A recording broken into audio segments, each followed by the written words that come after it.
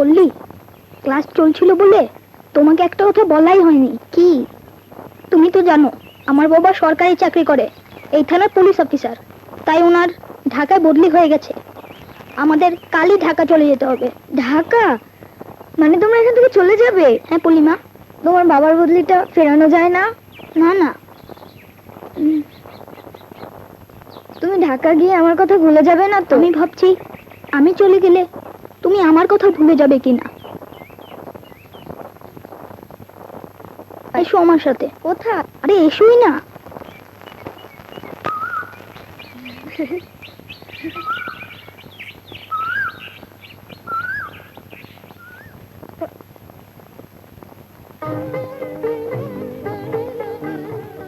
Polymer, আমি তো চলে যাব, তাই আমাকে মনে রাখার জন্য এই ফুলটা নিয়ে এলাম।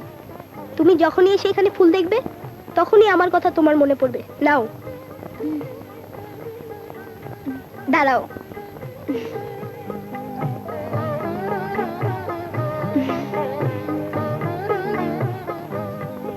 আমাকে মনে রাখার জন্য আমিও তোমার জন্য এই ফুলটা নিয়ে এলাম। নাও।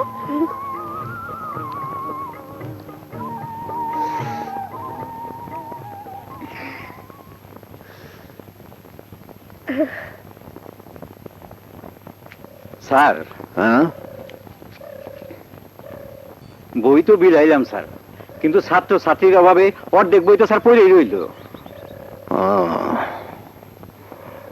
করিম, চল এক কাজ করি, আমাদের গ্রাম আর আশেপাশে 2-4টা গ্রাম ঘুরে ছাত্রছাত্রী জোগাড় করে নিয়ে আসি।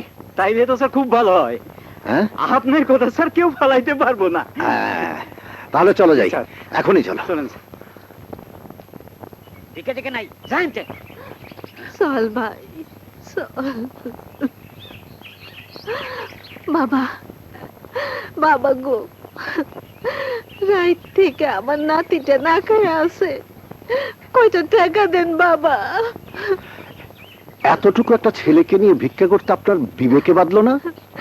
খিদায় পেট খালি থাকলে বিবেক কোনো কাম করে না। সব ভুলা যাই বাবা, সব ভুলা যাই। ক্ষুধা নয়, অভ্যাস। কোনো কাজ না করে হাত বাড়ালেই পয়সা পাওয়া যায়, তাই এতটুকু নাতিকে নিয়ে নেমে পড়েছেন ভিক্ষা করতে। তা নাইলে কি করুম?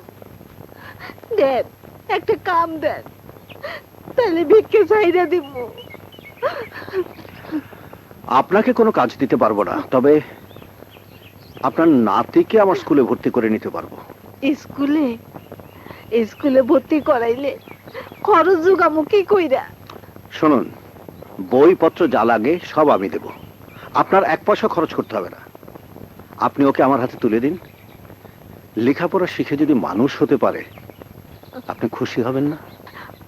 হ বাবা, নিশ্চয় খুশি হমু। বাহ, কাল সকালেই আপনি ওকে আমার বাড়িতে নিয়ে আসুন, ওখানে থেকেই সে লেখাপড়া করবে। ঠিক আছে, আমি লয়ে আমু। কথা দিলেন? হ, কথা দিলাম, আমার নাতিরে লয়ে আমু। আচ্ছা। শোন ভাই, তরে আর আমার লগে ভিক্ষা করতে হইব না, তুই লেখাপড়া করবি, বড় মানুষ হবি, আমার মুখ উজ্জ্বল করবি। হ্যাঁ, আসি। আসসালামু আলাইকুম। ওয়ালাইকুম সালাম। করিম, চল ভাই, এসো। চল।